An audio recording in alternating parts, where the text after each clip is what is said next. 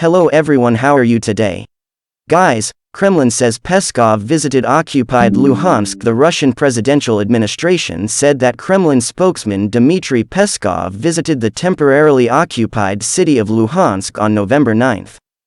That's according to the Telegram channel TASS, Ukrinform reports.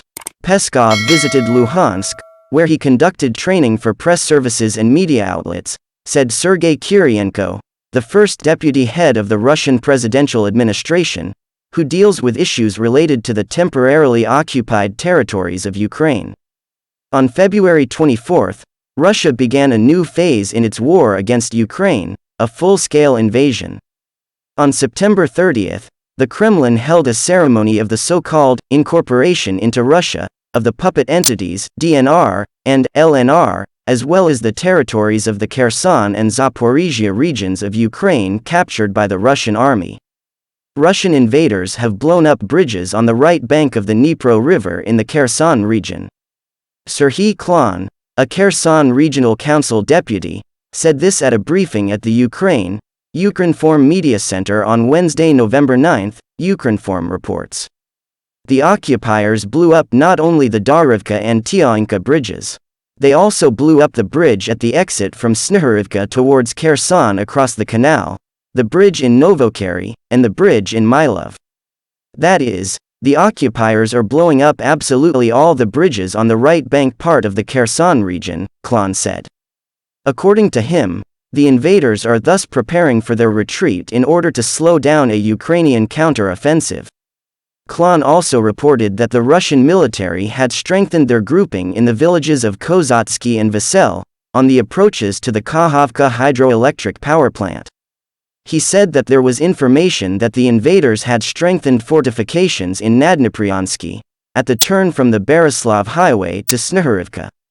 In his opinion, the invaders are doing this reinforcement in order to ensure the retreat of their units from the front line. That is, we can say that under the pressure of our armed forces, the occupiers are preparing and doing everything possible so that it could not like a total collapse of the front, but that it could look like a planned retreat from the front line, Klon said.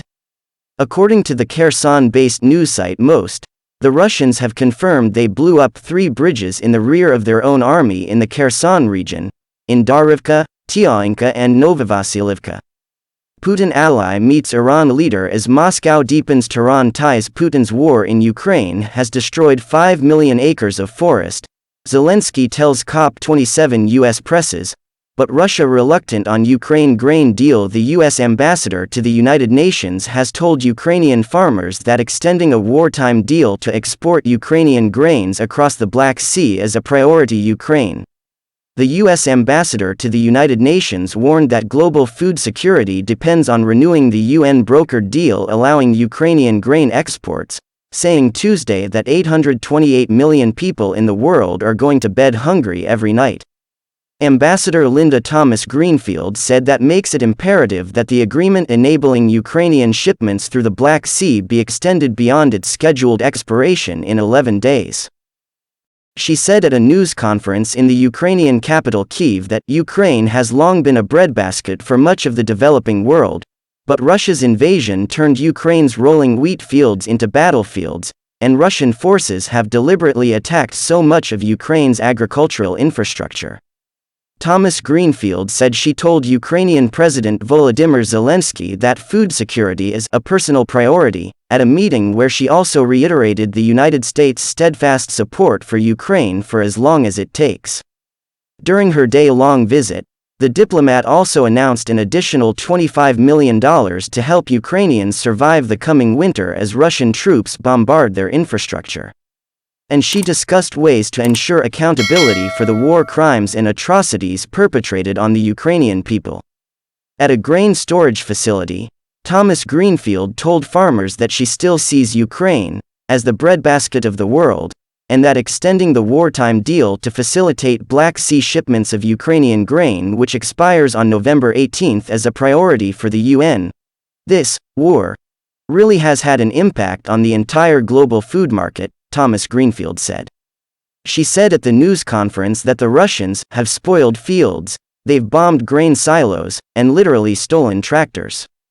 These are not only horrific attacks on civilian infrastructure, they are also attacks on the world's food supply, and they have exacerbated the worst food security crisis any of us have ever seen, Thomas Greenfield said. This extensive sabotage campaign has made matters worse for countries like Ethiopia, South Sudan, Somalia, Yemen, all of whom are facing famine. And starvation and acute malnutrition are taking other countries by storm. Major cuts in food and fertilizer shipments from Ukraine and Russia have contributed to global food shortages and higher prices.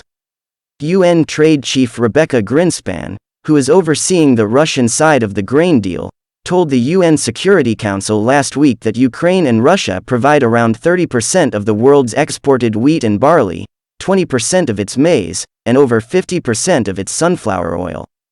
Russia is also the world's largest exporter of fertilizers, accounting for 15% share of global exports. Russia's deputy foreign minister, Andrei Rudenko, said Tuesday that the Kremlin has not yet decided whether to extend its agreement with Turkey in the UN. We still have time. We are looking at how this deal is being implemented, following the restoration of our participation, Rudenko said. We are very dissatisfied with how the Russian part is being implemented.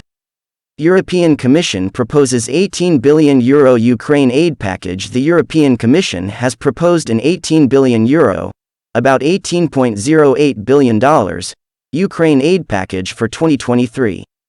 The EU continues to stand in solidarity with Ukraine, President Ursula von der Leyen tweeted.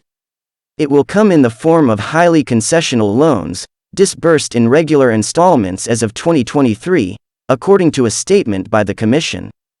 This stable, regular and predictable financial assistance, averaging €1.5 billion per month, will help cover a significant part of Ukraine's short-term funding needs for 2023, which the Ukrainian authorities and the International Monetary Fund estimate at €3 to €4 billion per month, said the statement. Thank you for listening. I will keep you informed of the hottest developments. Don't forget to subscribe to the channel. See you in the next video.